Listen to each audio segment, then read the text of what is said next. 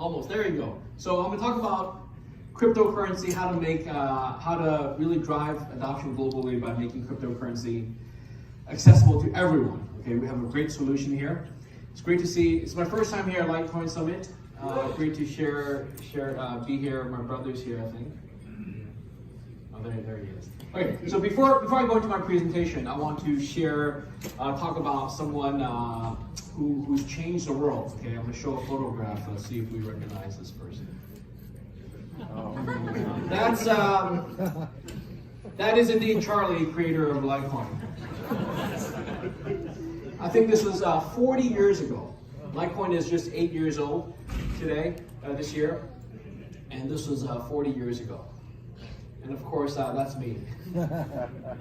So there's some resemblance, of course, but this is clearly the cooler kid here. Okay, all right. Let's do a quick audience survey. What did you own first, Bitcoin or Litecoin? Who owned Bitcoin first? Okay, and who owned Litecoin first? Wow, that's great, that's awesome. And did a friend introduce it to you? Yeah? Yeah. And did they give you or sell you your first one, whether it's Bitcoin or Litecoin? Or did you buy yours? Did you get one from a friend or did you buy it? Buy it. Mostly buy it. Did anyone get it from a friend? And who mined their first Bitcoin or Litecoin? Some miners here as well. Very good. So the question is, would you like to introduce it to more of your friends? Bitcoin, Litecoin, yes. Who would like to introduce Bitcoin and Litecoin to more of your friends and family? Okay, so this is great. This is great because this is exactly why I'm doing this company called Ballet, and I raised my hand vehemently also to support this. I thank Charlie. Charlie's the one who introduced me to Bitcoin in 2011. 8.5 years ago, 2011, and of course Charlie also sent me my very first Bitcoin. I remember I was using Bitcoin Core at the time. Back then, Bitcoin Core didn't even have its wallet file encrypted. Did you guys know that? In 2011, the app, Bitcoin Core, I think it was just called Bitcoin D, Bitcoin Core. There's a file in there called wallet.dat. That file was not encrypted, so all the private keys were just in plain text format. So at the time, I had given, and I'll tell about that story in a bit. So yeah, this is my personal story from early 2011. So basically at the time, I was really worried and paranoid how to store Bitcoins, how to store it. I was mining it using GPUs. Charlie introduced mining to me as well. And I was really paranoid how to store it. So for the longest time, I actually didn't buy Bitcoin. So in 2011, so that's a real story. That in 2011, when prices were low, I only mined about, I think 25 Bitcoins that summer. But didn't buy more because I didn't have a good way to store it. And the reason I had that worry is because of my computer science background about how to store something safely, private keys, passwords, and so on and so forth. So over the years, of course, Bitcoin, the client improved and Litecoin came out.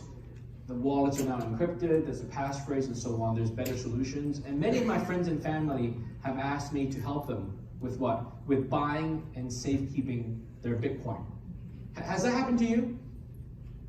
Do your friends and family, let's get a raise of hands. Your friends and family ask you to help with their storage? And okay, put your hands down, let's ask a different audience. How many of you actually had trouble buying Bitcoin, Litecoin, had trouble storing it, and has asked your friends to help you do that? Have you reached out to your friends to do that? Yes? Yeah. My mom's actually right here in front. She relies on Charlie and I to help her with her crypto. So that's an example of that. So let's see if this works. Okay, so newcomers actually face two big obstacles. Okay, Bitcoin and Litecoin, it's hard to buy. Do you guys agree? Yeah. Hard to buy, very hard to buy. And we're already in the 11th year. Bitcoin just turned 10 years old, Litecoin just turned 8 years old. We are, it feels like it's been a long time, but we're barely scratching the surface. Imagine if we're only 8 years into the invention of the internet, or into the invention of electricity, right? Or the airplane, or the automobile. Okay, so 8 years, 10 years feels like a long time, but really it's just scratching the surface. We're way, way early. That's why it's still so hard. That's why buying is so hard. The other thing that's really hard is safekeeping. Safekeeping is very, very complicated. If you don't think it's complicated, it's probably because you don't understand all the intricate details, and you probably just step aside and think it's easy, which is fine. That means some people are helping you, or you have to use custodial services.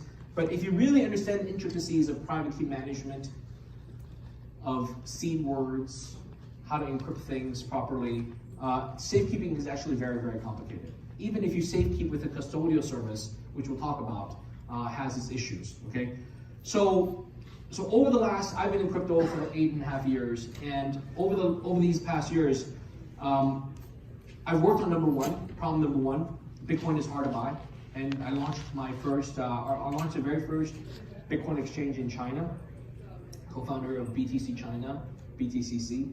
So number one problem, been there, done that. There are a lot of companies now tackling it, but I've made my contribution for that. And now, for this second career in cryptocurrency, I'm now going to focus on number two, how to solve the safekeeping problem, okay? So let's solve these problems, and I'm going to do number two. Okay, here we go. Ballet. What's the best wallet? What's the absolute best wallet? Do you guys have a favorite wallet you use? Yeah? Ledger, Trezor. A lot of great wallets. Yes, there's Cool Wallet, I use that also. There's Electrum software, there's Bitcoin D, Litecoin wallet. A lot of great wallets out there. At BTCC, I created a wallet called Mobi. Some people use that. Trust. But the real question I want to solve is, what's the best wallet for mass adoption? Okay, this room, we are the early adopters. The fact that you know about Litecoin, the fact that you know about a Litecoin conference, the fact that you're here at the Litecoin Summit means you're way early, okay? But how do we get the next 10 million, the next 100 million people, or even 1 billion, okay? How do we get them into crypto? So I want to develop a wallet solution, a safekeeping solution that can bring them on board. Okay, we've jumped through all these hoops to get here to where we are today. A lot of solutions we use are great, very secure, very safe, but how do we have a solution that's even better for the mass market? And that's what Ballet is about. So on a spectrum, we know about this. There's a notion of security and convenience. They're on opposite ends. Have you heard of this theory? When something is very secure, it's usually not very convenient. And vice versa, when something's very convenient, you give up some security. So wallets today, in my opinion, emphasize on the security aspect. Okay, they do a lot to give users great security. The downside is, on a convenience scale, I think it's lacking. I think the wallet solutions today are not good enough. Okay, now not many people agree with me, but I think that. Okay, even though I've been doing it for 8.5 years. So that's why I worked really hard. You know, Charlie has been my advisor on this for many, many months. I really want to solve a problem where we can have great convenience, but not give up security. Okay, so this is an elusive goal. All right, let's take a look at cryptocurrency wallets today. So many experts. Who do you consider yourself wallet experts? Experts in storage? Anyone? Experts? That was a loaded question. I probably shouldn't ask that one. Who's okay? I put 4 types of wallets: the desktop software wallets, web mobile wallets, hardware wallets, and then custodial wallets.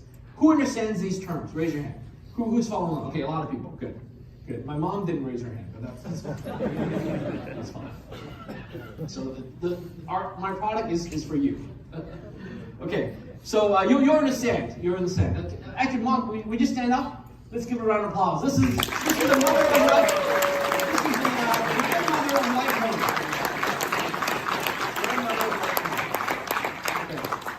I think she's really happy to be here. Okay. So let's go through these four types of wallets, okay? So desktop wallets, Bitcoin Core QT, Bitcoin QT. This is the very first one I used in 2011. I'm sure many of you have used that. Some of you still run it, right? You still run it to maintain a full node, yes? Any full node operators, great. And I'm sure you run it as well for the Litecoin full node as well, okay? CPU intensive, a lot of disk space, you need live internet connection. If your internet goes down, then it doesn't work. In fact, my home internet just went down recently, and I was running it. Now it's way behind. Okay, and it needs that backup file, that wallet.dat file. Okay, how many of you use this wallet here? Either the Bitcoin version or the Litecoin version? All right, you guys are the experts. See, when I asked earlier, you guys are the experts. If you're running this guide, you guys are the experts. This is great. So many full node operators. Okay, number 2. A web or mobile wallet where you store the private keys in the web browser cookie, or you store it on your phone, in the flash memory of your phone.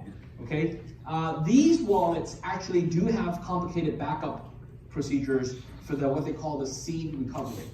Okay, this is like the BIP39 seed phrases and so on. More passwords, a lot of passphrases. Sometimes they even have PIN codes for your app and so on. And they're running on a internet connected device, whether it's a mobile phone or a computer. Okay, how many of you use these types of wallets? That's great. So we have a lot of crypto people here. That's great. All right, next, third category are hardware wallets. These are non-connected devices. These are separate, independent devices, usually connected by cable or Bluetooth. They have battery, so these have battery and power challenges or issues, if you will.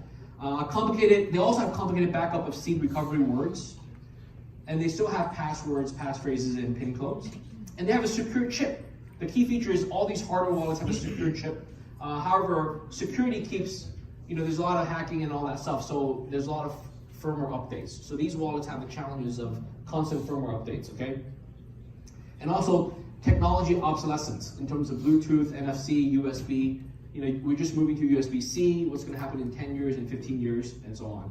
And they're kind of expensive and not future-proof, okay? So that's my sort of opinion on these wallets. Now, how many of you use hardware wallets? A lot, very safe. I use it myself. I use one at home. I also carry one in my wallet. The Cool Wallet. I know we have Cool Wallet sponsors. I use it myself in my wallet here. These hardware wallets are great for the experts, okay? And how many of you have gone through firmware upgrades of your hardware wallets? Aren't those the most exciting 5 minutes? Terrifying. Yeah, more than Space Mountain is using that. Terrifying. And the worst part is, it's not the 5 minutes. It's like they say it's 5 minutes, but then it ends up being 6 or 7 minutes, and you just don't know what to do. Right? You're like, should I unplug it and restart? Should I just leave it there? The battery's going to run out. It's what if my computer goes to sleep? Or my iPhone goes to sleep when that happens, right? So these clearly, there's a lot of room for improvement and upgrades, okay? Hardware wallets. Okay, next, the last category is what I call custodial wallets. Custodial wallets and custodial services, think of exchanges, think of platforms, okay? They're very easy, but what's a compromise, okay? So usually these services have complicated account registration, KYC processes. Have you guys gone through those? Yeah. They have usernames, right? Usernames, you have to make them up, or email addresses. There's passwords, PIN codes. They use two-factor authentication. I'm sure my mom doesn't know about that. SMS verification. You heard about SIM hijacking, SIM swapping. You've heard of these issues. Identity fraud, right? There's real stories I want to tell you about that my mom has gone through. This is great. You're actually here. In my past speeches, I would talk about my mother having these troubles, and she's actually here. She can verify for you. She can tell you. For example, let's go use a quick example. So she used Coinbase, right? Charlie worked at Coinbase. She used Coinbase, but one time she forgot a password, and she had to go to prove to Coinbase she is who she is. And we actually had to have Charlie involved to attest that this is really my mother, she has this account, and so on and so forth. And even then it took a long time. I had to help her set up 2FA, two-factor authentication for using the Google app, which I hope you still have on your iPhone. Yeah. So, and if she switches to the iPhone, then what happens, right? So all these issues with account logins and so on. Limits on transfers and withdrawals, and how do you reset account credentials, okay? So let's go on. So is there a better wallet? So the question I asked myself all of last year after I sold my company is there a better way to make a wallet that's actually simple and elegant? Okay, so that's where the name comes from. Ballet represents a sense of simplicity and elegance. I think we have a solution for you. All right, so what would the best wallet accomplish? Okay, so let's go through this list. Number one, it has to be easy and safe for anyone, any age, of any background. You guys like that? Round of applause? Yes. Thank you. And number two, no setup. It has to have no setup, no complicated backup procedures. Would you like that? All right. Number 3, you have to hold your private keys. You have to have 100% access to your private keys, ownership of it, providing you with 100% offline cold storage. Would you like that? Oh yeah. Oh yeah, all right. It has to have multi-currency support. We live in the world with multi-currencies, whether it's Bitcoin, Litecoin, Ethereum, Dogecoin, everything, Zcash, and all that, including ERC20 tokens, as well as all stablecoins. Would you like that? All right. No hardware headaches. Okay, no firmware upgrades, battery power issues, Bluetooth pairing, future compatibility, NFC issues, where the chip fails, solar flares, all of that. Would you guys like that? No hardware issues, okay? Great UI, UX, multilingual support for global adoption. It cannot be English only. It has to be global for the world. Is that fair? Yeah. All right. And has to be inexpensive and reliable, built to last. Because I plan to hold my crypto for more than 5 years, 10 years. Is that the same for you guys? Yep. Yes, built to last. Okay, very good. So today, unfortunately, prior to Ballet, I don't think there's a single wallet on the market that can satisfy all these criteria. Okay, I searched up and down. I've been in the industry for 8.5 years. All my years, I have not come across a single wallet that can satisfy all of these. And I decided to do it myself. So last year, at the end of last year, I decided, you know what? I think I got it. I think I can create a wallet that satisfies all these conditions. And the way to do it is to pre-generate the private keys for everyone and have the sticker on front, done securely and safely. Let me show you what it looks like. Oh, we do audience survey number 2. Okay, do you have custody of your Bitcoin? Yes. Litecoin, you have custody of it? Great. Do you generate your own private keys? No, yes, some people do. Sorry, yes, okay. Do you back up your own private keys? Do you back it up yourself? Have you backed it up? Yes, excellent. Do you know what a paper wallet is? Yes. Yes, okay. So you noticed my mom didn't say yes to any of these questions. Okay, and the reason is, if you say yes to any of these questions, Ballet is not for you. You're too good. You're too much of an expert. Okay, the Ballet physical wallet is really for someone who doesn't know what I'm talking about on this slide. They have no idea what I'm talking about. They wouldn't even know how to say yes or no. They just don't even know how to answer it. Okay, so that's what we're really aiming for. We're really aiming for the mass market. Okay, and why is it interesting for the people in the room? Because we will meet the mass market. We will introduce cryptocurrency to them. And through the Ballet wallet, I hope that we can all introduce Bitcoin and Litecoin to the rest of the world. All right, here's what it looks like. It's called the Real Bitcoin Wallet. Looks like that. And it's the world's first multi-currency, non-electronic physical wallet providing 100% offline storage, cold storage, okay? It's non-electronic, no hardware hassles, no difficulties. It has the private key inside with the passphrase on the card itself. So there's nothing to forget, nothing to remember. And most importantly, it has a deposit address right there on the front of the wallet card. So you can do instant deposits with no setup. Is that great? Round of applause. Okay. So since you paid top dollars to be here at Litecoin Summit, we actually gave you a free version. It's called the Real Litecoin. Very similar, which I have right here in my right pocket. Here it is, the Real Litecoin wallet.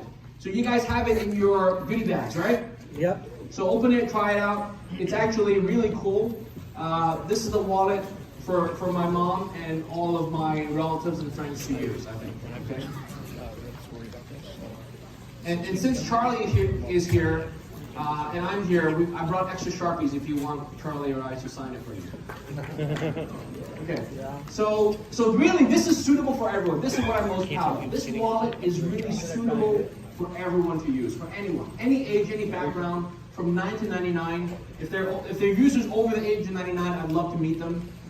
Even children, you can give them out, you can put Litecoin in here, put Bitcoin in here, and it's multi-currency support, okay? So this is the key thing. This single wallet here with you has multi-currency support, okay? Even though it might have Bitcoin and Litecoin in front, that's just for the instant deposits, for the primary currency. But inside you get support for Ethereum, Dogecoin, Zcash, ERC20 tokens, and anything else, okay? We have more coming on the way.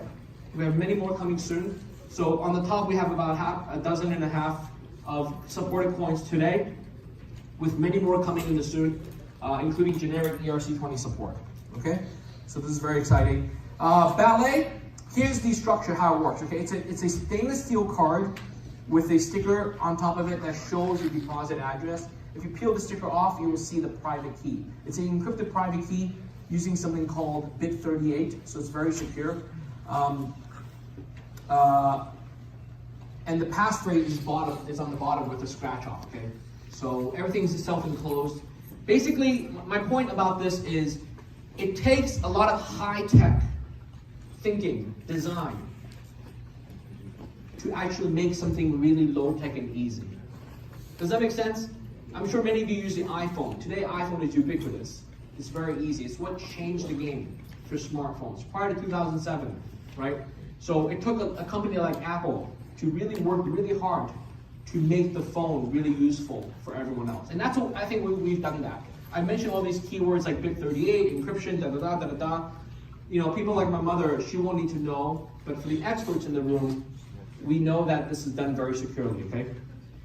The key thing is keep it safe. This is a bearer asset, a bearer security. Once you put coins in here, Bitcoin, Litecoin, Ethereum, this card represents the value of all those cryptocurrencies you have. So don't lose it, keep it safe. If you lose it, you come to me, you come to Charlie, we cannot help you. Okay? This is truth. We cannot help you because we don't have your private keys. You have it here on the wallet. Okay, so we use something called, and this slide is really for the geeks and the experts in the room, okay? If you know about bit 38, you know about key generation, this is for you guys. We use something called, this is an industry first, something called two-factor key generation, 2FKG. The private key is actually done two-factor, kind of like multi-sig. There's two parts to it. There's an encrypted private key and then there's a passphrase. So the passphrase, I don't have the laser here, do I? The passphrase, our headquarters is actually in Las Vegas right here. Our passphrase data is created here in Las Vegas, okay, on an offline computer, on a spinning hard drive that never gets moved out. It's locked in a safe, okay? And then we created intermediate code. This is through bit 38. Remember Cassasius coins? Who remembers that, Cassasius coins? So this is a descendant, a evolution of the Cassasius coin. We use the same bit 38 standard. Bit 38 has been around for many, many years, okay? I think Cassasius was one of the first use cases for the bit 38 encryption. So the intermediate code is sent to China, to Shanghai, where we then derive and create another encrypted private key. So we do entropy twice. We do dice rolls, manual entropy twice, okay? Once in Las Vegas for the private key, for the passphrase, wallet passphrase, and we do once again in China to create an encrypted private key. So the encrypted private key is tied to the passphrase in that it can be decrypted by the passphrase, but it was created without ever knowing the passphrase. Very complicated stuff. And then we put the sticker. The private key gets printed underneath the sticker. It gets stuck on the stainless steel cards. These cards are all then shipped over to the US for manufacturing, where we laser etch the passphrase on the bottom, and then we cover it up with a scratch off piece, and we also laser etch the serial number. So what you have here is a made in USA American product, okay, that is completely non-electronic, has its passwords, encrypted private key and passphrase done in 2 different countries, thousands of miles apart. The data never come together. None of our employees can see both pieces of data. That's why we give you something that's really safe and usable, okay? If this were not reliable or safe, I wouldn't do this. I wouldn't come on stage. I wouldn't launch this new product if I didn't have full confidence in it myself. Does that make sense? I'm sort of like a public figure, right? You guys know me. You guys know where I am. So I truly believe in this product and bring adoption, make cryptocurrency easier for the rest of the world. Okay, so bit 38 is an open standard. That means that even if my company one day were to go away and go bankrupt, even if the app can no longer download, your coins in here will be safe and they can always be retrieved because they are just based on vision. Okay, so I'll pull out a real example. This wallet has money in it, so don't take close-ups. So this Bitcoin wallet, so the private keys beneath the sticker has a yellow background, private, so it's vision-based, meaning even in 20 years, okay, if my company's gone, if you have coins in here, just like you have Casacious coins, the Bitcoins in there are still valid. But in this case, you have Bitcoin, Litecoin, Ethereum. Okay, we have the software on open source, balletcrypto.org. It's a JavaScript, kind of like light address, bitaddress.org. You can download the code, even now where it's on GitHub, you can do it later. The point is you will always have access to the private keys to all the coins in this wallet because it's all Bit38 open standard. Does that make sense? So this is not proprietary at all, okay? So I purposely designed it this way. I could have put my company in the middle, you know, to sort of to sit between you and the funds, but we purposely chose to not do that. We've created a wallet product that is completely decentralized. You have ownership of it yourself. Okay, 2 more minutes. We have a mobile app. It's called Ballet Crypto. You can download that on your iPhone or Google Play, or download the APK through your Google phone. It's called Ballet Crypto. And you can use this app actually to even sweep private keys. All right, did you get your free real Litecoin wallet? You got that in your goodie bags? Okay, good.